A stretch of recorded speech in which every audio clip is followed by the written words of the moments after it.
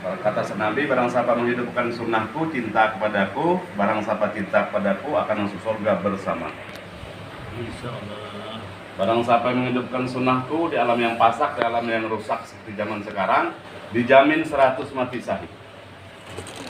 Sampai sahabat bertanya, ya Rasulullah, kenapa umatmu akhir zaman bisa 100 mati syahid? Kami yang putus leher kami karena pedang, karena perang kok cuma 1 syahid. Kata Nabi, kalian sahabat-sahabatku masih melihat saya, masih ngedeleng saya, masih ngedelok saya, masih ngenah saya, kata Nabi. Tapi umat akhir zaman tidak melihat saya, tapi amal saya dikerjakan. Oh, ngono kok, kayak gitu, Pak. Yang terakhir kata Nabi, semua umatku nanti masuk surga, terkecuali yang enggan, yang tidak mau. Sehingga sahabat bertanya lagi, ya Rasulullah, siapa yang enggan yang Rasulullah, yang tidak mau masuk surga? Yang tidak mau masuk surga, kata Nabi, yang tidak mau masuk surga orang yang tidak mau menghidupkan sunnah. Itu Pak. Jadi sunnah ini Pak bukan sunnah fikih, dikerjakan pahala, ditinggalkan nggak apa-apa. Itu sunnah fikih. Tapi kalau sunnah Nabi wajib kita ikuti, wajib kita taladani. Itu sunnah Nabi Pak. Selama 24 jam, termasuk siroh, penampilan, dipicut ya, penampilan. Mulai dari pelihara janggut, pakai peci. Orang yang istiqomah pakai peci Pak, jarang didudukin setan kepalanya. Tapi kalau orang yang jarang pakai peci, kepalanya akan didudukin setan hingga males dia ibadah. Apalagi di kamar mandi, harus tutup kepala. Jadi pakai peci ini hukumnya sunnah, tapi sunnah Nabi harus diikuti, harus ditutup kepalanya. Malah kalau nabi-nabi sahabat pakai sorban malah, ditambah lagi. Nah, kita walaupun nggak pakai sorban, pakai peci Pak. Jadi kalau seorang muslim juga kemana-mana insya Allah Assalamualaikum orang, salam orang kita. Orang kita pakai topi putih belum haji dipanggil haji, aminin aja Pak. Insya Allah berangkat haji beneran. Saya juga begitu dulu, pakai topi putih dipanggil orang Pak Haji, amin amin. Alhamdulillah berangkat juga Pak. Allah panggil 2007 ke sana. Nah, insya Allah Pak ya. Ini kadang-kadang kita pakai peci nggak mau malah dikantongin, saking malunya kita pakai identitas Islam. Pada Islam umat yang saling mulia Pak. Jemaah maghrib yang sama-sama mengharap ridho Allah Subhanahu wa Ta'ala. Kita tadi bersyukur Pak, habis sholat maghrib secara berjamaah yang dicontohkan oleh baginda kita Nabi Muhammad SAW.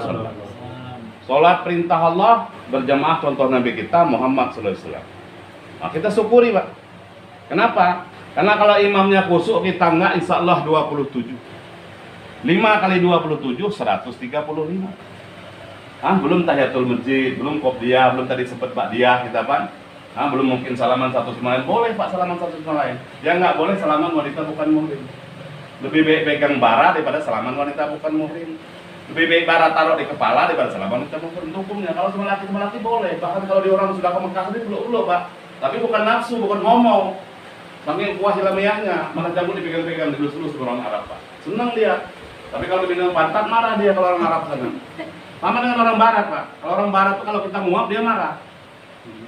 Malah marah dia. Kalau kita males. Tapi kalau kita malah buang angin malah nggak marah dia. Kenapa? Karena itu kalau ditahan malah jadi penyakit gitu. Warat juga begitu. Boleh salaman sebetulnya. Malah puas ilmiah yang dianjurkan. Jadi kalau imamnya khusyuk kita enggak, insya Allah 27. Imamnya enggak, kita enggak, yang lain khusyuk, barisan kita insya Allah 27. Sopnya lurus, sopnya rapat ke tanah, serapat lurus, sempurna sholat berjamaah. Rapat di sini Pak, kaki sama kaki ketemu, bahu sama bahu ketemu yang ukurannya itu. Bukan kaki nginjek kaki orang. Itu minimal saya berapa kali belajar bab fikih minimal 20 cm. Jarak kaki sama kaki diluruskan ke depan, bahu sama bahu ketemu. Kita kalau di Arab sana nyangka kalau nggak boleh sholat lagi, tapi bisa masuk dikasih selah. Karena mereka tahu lurus rapat itu sebenarnya sholat berjamaah. Jadi bahu sama bahu ketemu pakarannya, bukan harus nginjek kaki orang. Maghrib yang sama-sama mengharap ridho Allah. Selanjutnya kata Nabi, amin kita bersama malaikat insya Allah 27. Makanya dianjurkan kalau masuk masjid atau sholat atau sholat, kita dianjurkan pakai minyak wangi tanpa alkohol. Bila perlu pakai kayu siwak. Karena orang sholat pakai kayu siwak ini banyak fadilahnya. Kalau berjamaah kali itu kita berjamaah 27, kalau kita sudah punya istri kalikan 70 lagi, kalau kita pakai siwak kalikan 70 lagi Pak fadilahnya. Kalau mereka sedang gurut 3 hari ini kalikan 700.000 lagi pahalanya. Itu Pak orang yang gurut ini nilai besar. Sama aja kita sedekah. Kalau kita sedekah dengan anak yatim itu 10 sampai 70. derajat. Kalau kita sedekah dengan anak yatim piatu 10 sampai 100 derajat. Tapi kalau kita sedekah dengan orang yang sedang huruf fisabilillah begini, yang sedang memperjuangkan agama begini, sampai 10 sampai 700 pahalanya, Pak. Tapi kalau kita langsung keluar seperti mereka, aku mau pesaku, keluarkan dirimu dan hartamu, bukan hanya harta saya termasuk diri kita, kayak mereka ini 700.000 Pak pahalanya. Ini kayak kita nunggu waktu aja, nggak usah Bapak ngaji seperti ini, dengan ceramah seperti ini, dengan tausiah seperti ini. Bapak duduk saja, termenung saja mikirkan dosa-dosa yang sudah, nggak usah apa-apa, Bapak dengan ibadah setengah malam. Bapak ini senang ngaji, Pak. Makanya Bapak duduk-duduk di sini, niatkan nuntut ilmu. Yang kedua, niatkan silaturahim. Nuntut ilmu itu wajib, Pak, untuk laki dan wanita. Yang selanjutnya kan silaturahim. Silaturahim itu kata Nabi diampunkan dosa, dipanjangkan umur, dimurahkan rezeki. Makanya saya sering mana-mana masuk Pak Haji kemana-mana ini.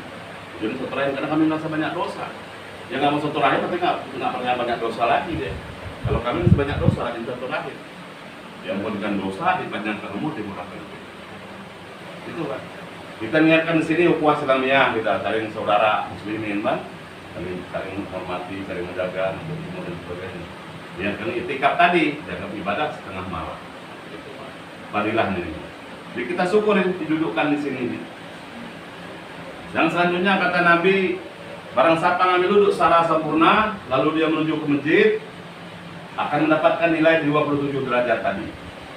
Yang kedua kata Nabi sama hadisnya mafhumnya tapi lain artinya, barang siapa ngambil duduk secara sempurna lalu dia menuju ke masjid, Allah akan hitung ganjaran langkahnya.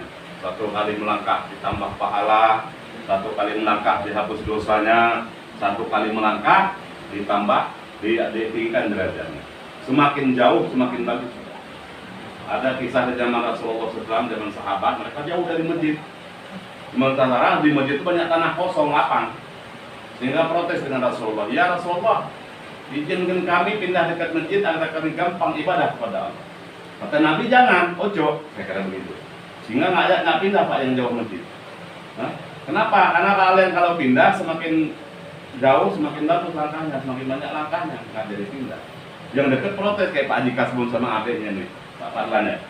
Protes kalau itu ya Rasulullah kami saja yang pindah, biar langkah kami banyak. Nabi nggak boleh juga, jangan. Pelan-pelankan langkahnya, selangkah jadikan 2 langkah, bila perlu 2 langkah, 3 langkah jinjit, bisa bila perlu langkahnya jinjit, pulang suruh muter. Contoh kayak Pak Karani, tadi mungkin biar cepat lewat sini, tapi dia pulang bila perlu muter dulu di depan itu, biar langkah lebih banyak.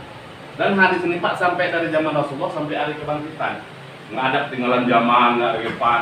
Kalau kita masih berperasaan begitu, banyak-banyak istighfar, dulu perlu sahadat lagi. Karena hadis Nabi itu mulai zaman Nabi sampai hari kiamat, sampai hari kebangkitan, nggak ada ketinggalan zaman itu. Itu Pak, itu hadisnya. Semakin jauh semakin bagus.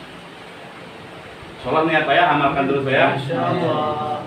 Selanjutnya kata Nabi masih hadis-hadis sama tapi artinya lain. Barang siapa ngambil wudhu secara sempurna lalu dia menuju ke masjid, Allah akan utus 70.000 malaikat. Bukan satu lagi, 70.000.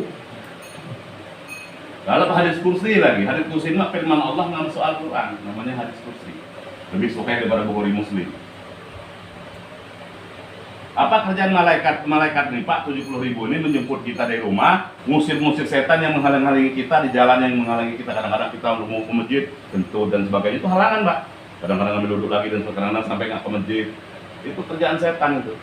Nah, sampai ngusir setan di jalan, sampai di masjid kita dikawal dan kita didoakan. Dosa-dosa kita yang belum sudah insya Allah Allah ampunkan. Ini hadisnya Pak. Makanya Masya Allah Pak, satu malaikat aja insya Allah Allah ampunkan. Karena mereka ini nggak ada dosa, maksum tanpa dosa. Ini 70.000 malaikat Pak, Masya Allah. Dan kita ke masjid Pak bukan karena kita alim, bukan karena kita dekat masjid, karena kita sehat. Saya ini nggak sehat nih, kaki lagi sakit ini. Tapi insya Allah sampai kemana-mana kalau asal bisa jalan. Ini pilihan Allah Pak, kita syukuri. Nah, bukan kita saking pintar, saking hebat, bukan. Ini semua bantuan Allah, semua pilihan Allah, hidayah dari Allah. Jadi kita syukuri. Kata Allah, barang siapa syukur atas nikmatku, ku tambah nikmatnya. Barang siapa yang kufur, ajab ku sangat pedih. Gitu Pak.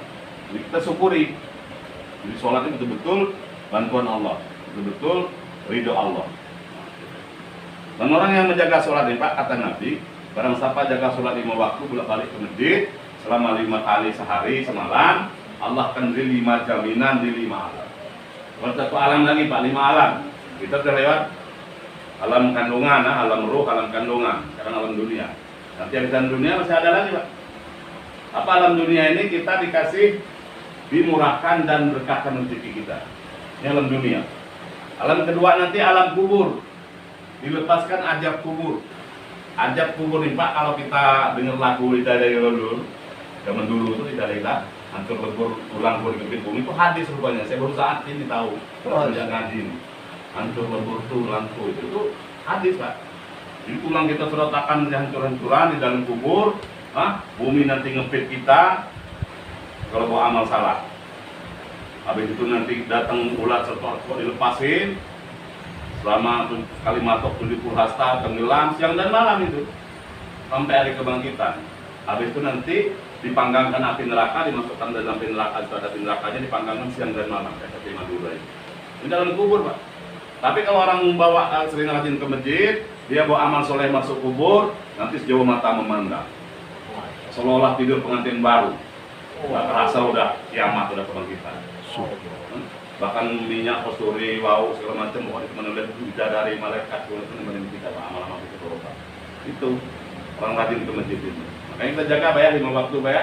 Kalau biasanya masih Senin Kemis 2-3 kali aja ke naik ke musola ke masjid ini, kita usahakan 5 waktu, kapanpun, dimanapun, nggak harus sholat di sini saja. Sholat ya Pak ya? Itu padilahnya. Bahkan orang yang rajin 40 hari, nggak pernah tinggal bersama imam, Allahu Akbarnya, tapi ulanya, itu akan dapat 2 kebebasan. Yang pertama dibebaskan dari api neraka Pak. Saya belum pernah kayaknya. Yang kedua dibebaskan dari sifat munafik. Munafik itu mencela-mencela di nukulah Islam, tapi kadang-kadang menjadikan orang Islam dan sebagainya. Mencela-mencela Islam. Itu sifatnya munafik.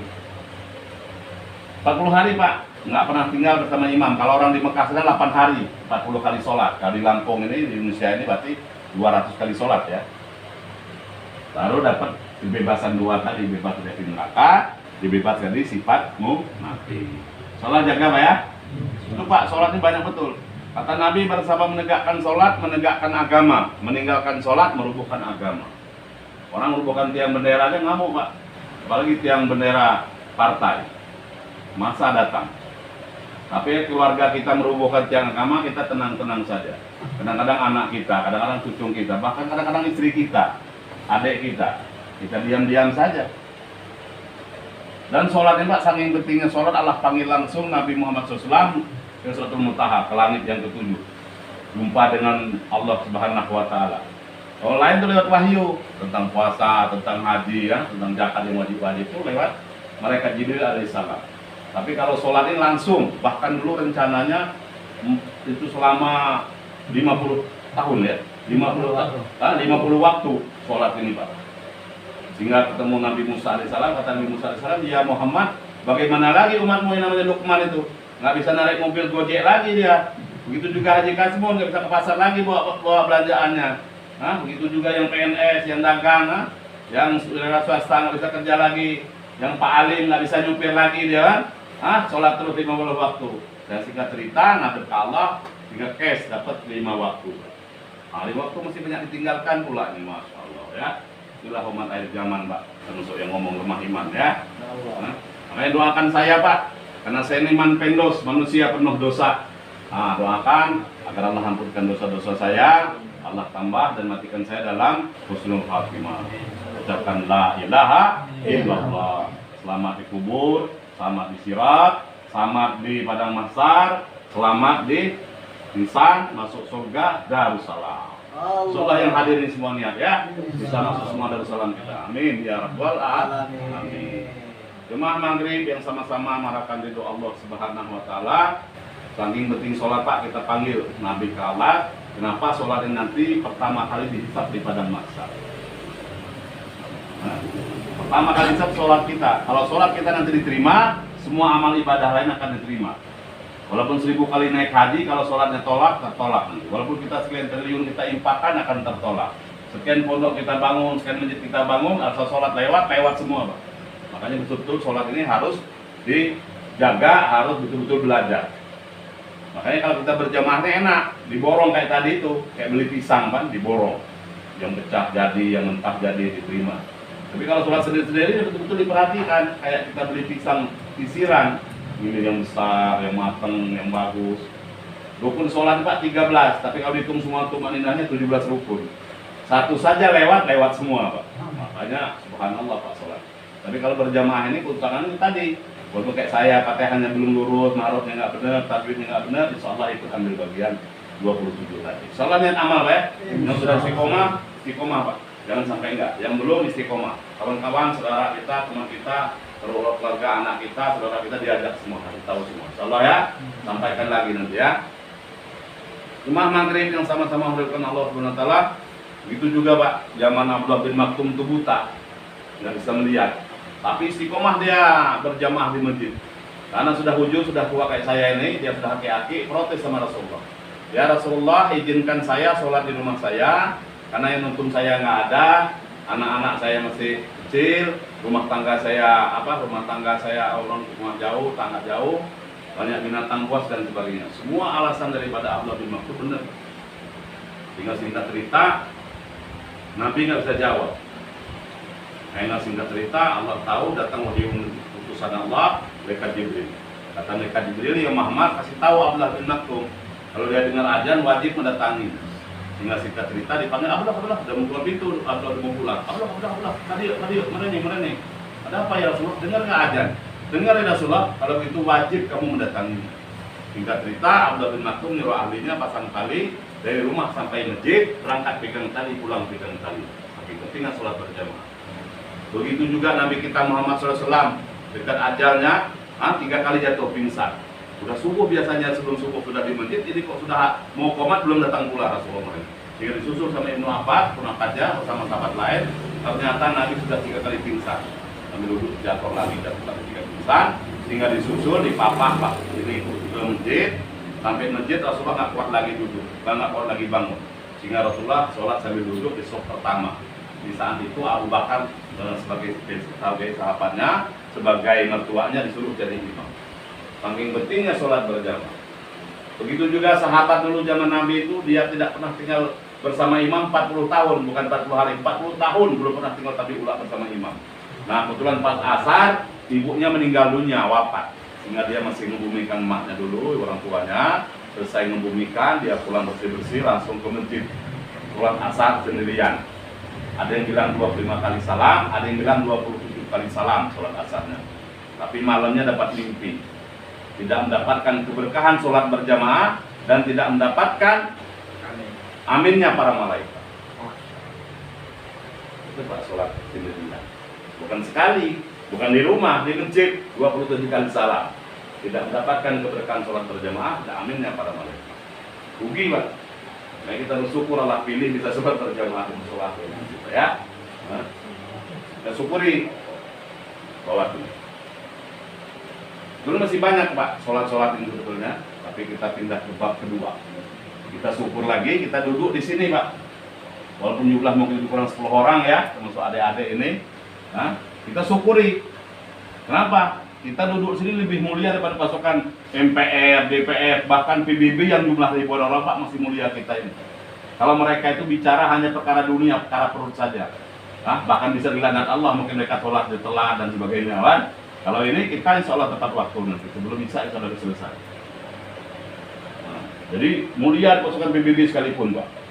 Yang kita bicarakan firman-firman Allah, sabda Rasulullah SAW, walaupun makumnya yang saya sampaikan. Karena saya nggak bisa baca Quran, takut salah, nanti malah lebih keliru lagi. Itu Pak, lebih mulia pasukan PBB. Makanya kita niatkan nanti duduk sini, kita niat untuk ilmu, niatkan itikaf, niatkan silaturahim. Kata Nabi belajar satu ayat Al-Quran lebih baik pada sholat sunnah 100 rakaat. Saya belum pernah. Yang kedua kata Nabi belajar satu bab ilmu lebih baik daripada sholat sunnah 1000 rakaat. Ini 2 bab Pak. Tadi bab sholat, ini sudah bab majelis. Nanti insya Allah bisa sampai bab 4 bab sampai ke ikhlasan. Sudah sebentar sikit-sikit kata orang Malaysia. Itu. Bab ilmu lebih baik daripada sholat sunnah 1000 rakaat. Itu ketamannya Pak. Bahkan kata Allah, barang siapa mendekatku jalan kaki, aku akan mendekatinya dengan berlari, kata Allah. Saking senangnya Allah.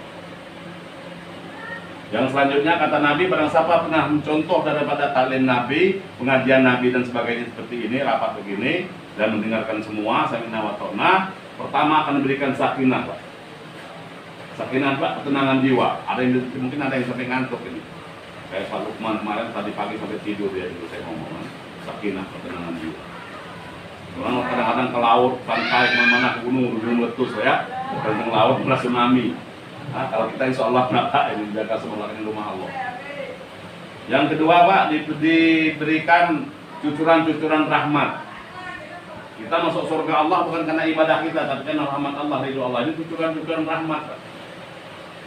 Yang ketiga, malaikat dari bawah sini sampai ke arah Allah bersop-sop berlapis-lapis, ada namanya khusus malaikat rahmat. Diamirnya oleh malaikat Jibril. Kang lihat sipulan bin sipulan, sipulan bin sipulan, ada Haji Kasmun bin sipulan, Ahmad Jawari bin sipulan, ada Lukman bin sipulan dan sebagainya. Termasuk Pak ini Pak Alim ini, Muhammad Alim ini bin sipulan ada di sekolah. Laporan nanti sama Allah. Dan singkat cerita mereka naik ke atas. Kata Allah tahu mereka ini dia nggak tahu orang daun jatuh tengah malam pun Allah tahu, apalagi mereka selamat dia. Ingat sosok tanya Allah, dari mana kalian ini? Kata malaikat, ya Allah kami dari musola Nurul Iman ya, musola Nurul Iman. Ada Pak Haji Kasmun bin Sipulan, ada Jauhari bin Sipulan, ada Lukman bin Sipulan dan sebagainya, termasuk Ali bin Sipulan. Kata Allah, mudahkan mereka itu. Ya Allah, ampunkan dosa-dosa mereka sesuai dengan firman-Mu ya Allah, kata malaikat. Kata Allah, ya malaikat-malaikatku, ketahuilah kalian, sebelum kalian minta ampunkan dosa mereka sudah saya ampunkan, kata Allah. Insyaallah Pak ya, dosa kita diampunkan Pak ya. Masa yang ngomong nih Pak, man pedos, manusia penuh dosa ini. Insyaallah Allah ampunkan. Bagaimana zaman Rasulullah sudah berjalan taklim seperti ini, terlambat anak muda Pak datang ke masjid itu. Waktu ini sudah mulai berjalan, sehingga Nabi melihat anak muda tadi buang muka, nggak seneng, melengos, nada nggak suka. Kan kebalik aturan kan seneng orang pengajian ini nggak karena terlambat tadi. Rupanya ternyata Pak, setelah diperhatikan ditanya sama sahabat, waktu anak muda tadi datang bawa dosa banyak betul, sehingga masjid itu penuh hitam, penuh dengan dosa-dosanya. Rasulullah pun melihat dengan izin Allah pun tahu. Yang singkat cerita, anak muda tadi tawajuh, duduk sungguh-sungguh, mendengarkan, duduk dengan doa kepada majelis, pada bubar semua. Anak muda tadi ikut bubar, keluar. Sehingga Nabi nengokin terus, sampai anak muda tadi lari ke kanan, keluar arah ke kanan, leher Rasulullah sampai muter ke kanan melihat anak muda tadi. Ditengok oleh sahabat-sahabat itu setelah bubar semua, habis semua jemaah tanya, hai ya Rasulullah, kenapa tadi anak muda datang tadi kok buang muka, melengos, nggak suka? Tapi sudah duduk taklim, duduk pakai para majlis, nanti kok senyum-senyum, tengok dia tuh ada apa ya Rasul? Kata Rasulullah, hai sahabat-sahabatku, ketahui oleh kalian, ketika anak muda tadi datang dia bawa dosa banyak betul, penuh masjid ini penuh dengan warna-warna hitam dengan dosa-dosanya. Tapi setelah dia duduk dalam majlis tadi, ditutup dengan doa kepada majlis, dosanya sudah diampunkan. Masalah ya, dosa kita duduk-duduk sini diampunkan Pak. Maka terus terang saja, saya kalau pergi ke Jati Agung, ada jemaah seperti ini, saya nggak pulang. Langsung ikut sampai Isya. Kadang-kadang memang sengaja saya bawa baju, bawa sarung, itikaf langsung, tipu setan. Karena tidur di masjid ini Pak, ini hanya itikaf semalam saja, dijauhkan 3 parit dari api neraka. 1 parit itu antara bumi dan langit jauhnya Pak. Apalagi mereka 3 malam, 9 parit. Kalau kita tidur di rumah kita sendiri dengan istri kita dapat 1 parit cuman Pak. Itu pun kalau dikasih. Nggak dikasih nggak dapat Pak. Ini 3 parit Pak di masjid. Subhanallah ya. Nah, makanya bapak-bapak sini belum pernah itikaf, coba dulu Pak. Yang belum pernah coba 3 hari, coba dulu 3 hari. Kalau bapak-bapak ahli ibadah, walaupun 40 dikerjakan, sunnah dikerjakan, kalau sudah wafat, sudah mati dalam kubur, kalau tidak ada 3 amal Pak, putus amalnya Pak. Apa amal pertama? Anak soleh, yang mondok dan sebagainya. Yang kedua ilmu manfaat, kayak saya sampaikan tanpa pamrih, nggak dibayar-bayar.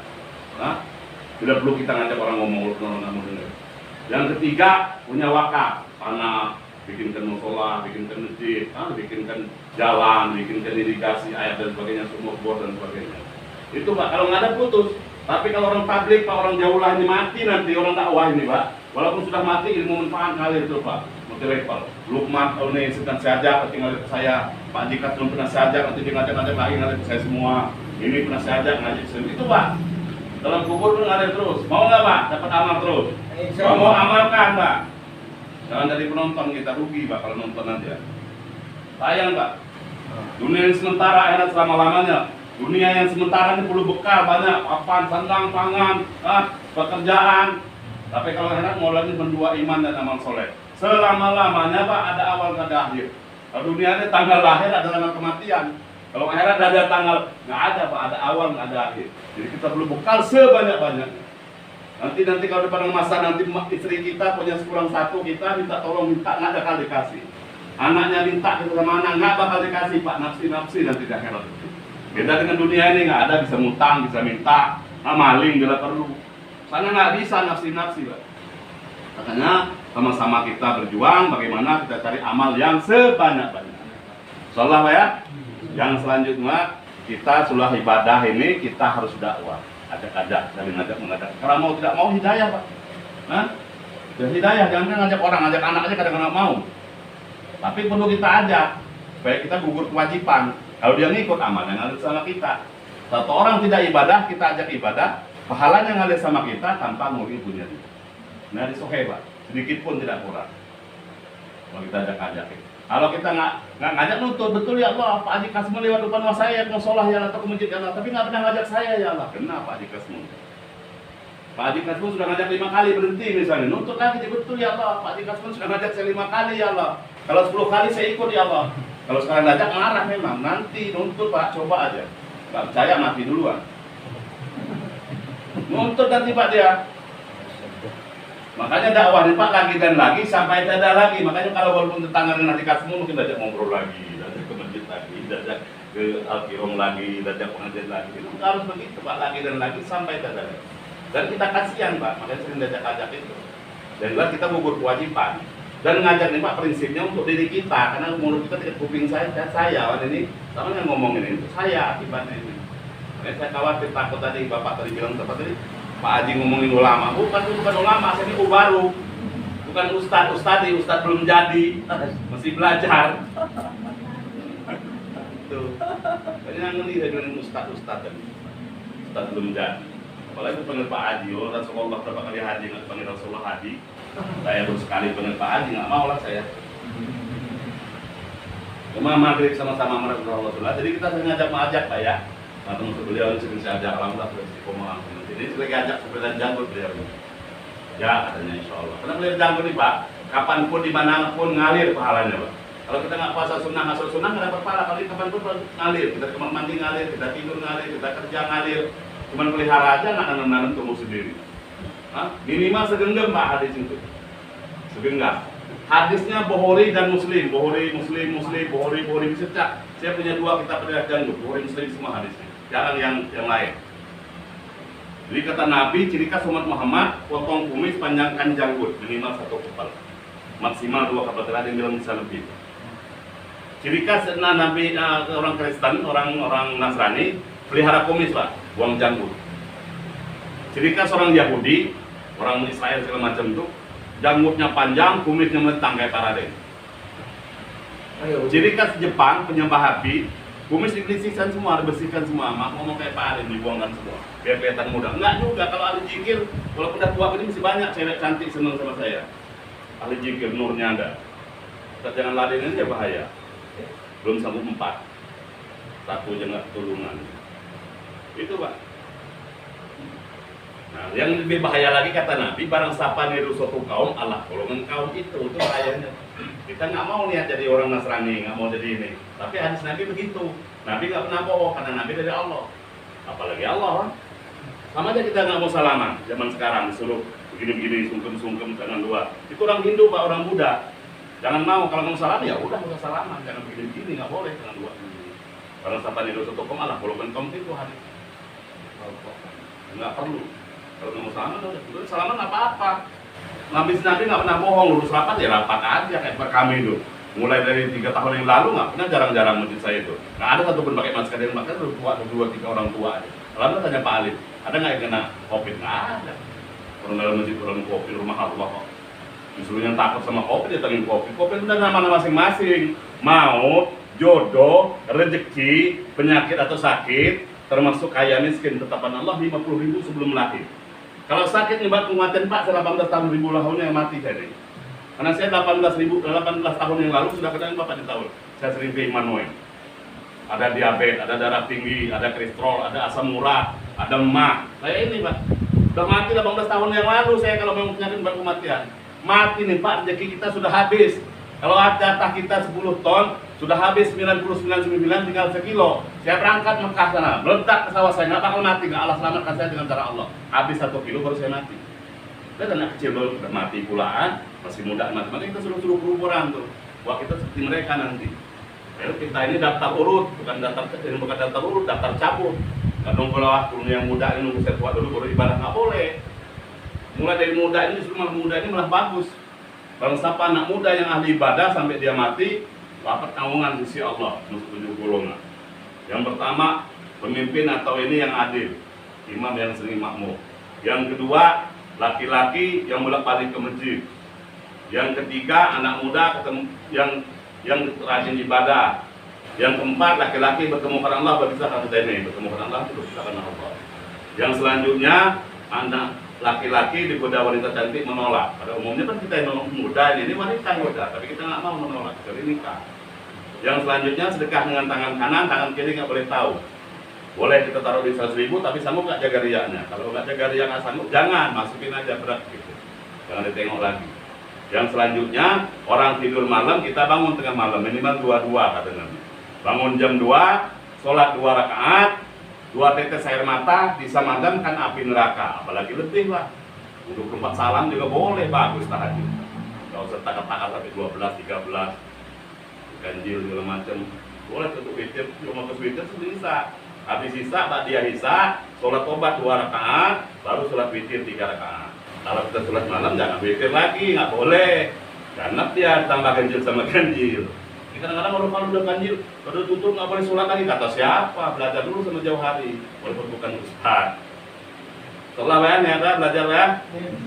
Yang selanjutnya kita sama-sama lah. Bagaimana kita saling mengajak tadi. Kenapa? Masalah mau nggak mau hidayah tangan Allah. Nabi Nuh 950 tahun dakwah, siang dan malam, sampai orang nggak mau lewat dengan dia, omongan dia tutup kuping. Saking keselnya. Nah, kalau Pak Adika semua beberapa tahun dia dakwah, jadi 950 tahun Pak. Urusan itu tutup kuping, nggak bener omongan Nabi Nuh, siang dan malam. Anaknya nggak masuk Islam, nggak ikut Nabi. Semua Nabi Islam semua Pak ajarannya. Anaknya nggak ikut, istrinya nggak ikut. Bahkan anaknya ngomongkan Paknya gilo. Bikin kapal pucuk gunung, buang pinggir kali, pinggir sungai, ubah pucuk gunung gilo Pak nih, kira-kira begitu Pak, kaman itu. Belum juga istrinya, belum juga umatnya. Dengan perahu Nabi Nuh itu dibikinkan WC umum. Naik ke perahu, buang hajat, berak semua di situ. Singkat cerita ada orang buta, nebeng juga kepengen naik, lari ke WC umum, kira-kira begitu. Belum sempat duduk, belum sempat buang hajat, kepleset, jatuh. Nah, mukanya kotoran itu, telek itu. Ujung-ujung ini Pak, mata yang buta selama umur itu sembuh, melek, bisa melihat dengan izin Allah.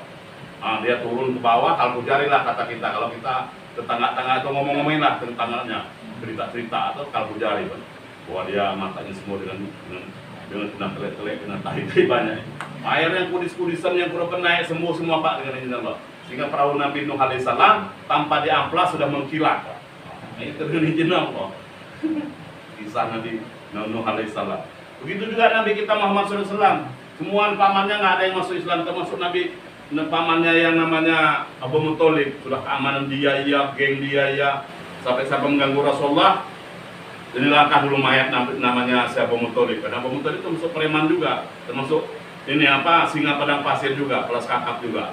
1-2 dengan umat. Nggak berani Pak ganggu. Singkat cerita, giliran dia sudah mau meninggal, ditalkin sama Rasulullah. Hai pamanku, ucapkan la ilaha illallah. Tak nyawa Pak, nggak berani dia, gengsi dan sebagainya.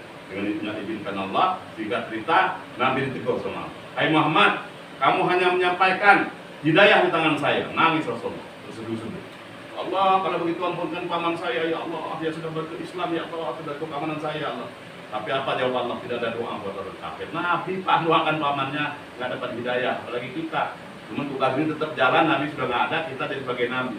Makanya kita mulia, kata Nabi, diharamkan umat lain masuk surga sebelum umat Muhammad. Umur kita pendek, ibadah kita sedikit, kok isyong dulu.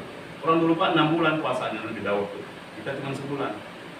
Kok bisa masuk surga duluan kita ini? Lahir belakang-belakangan, umur paling 67 tahun, banyak dosa, sudah pahala. Kok bisa masuk surga duluan? Kenapa?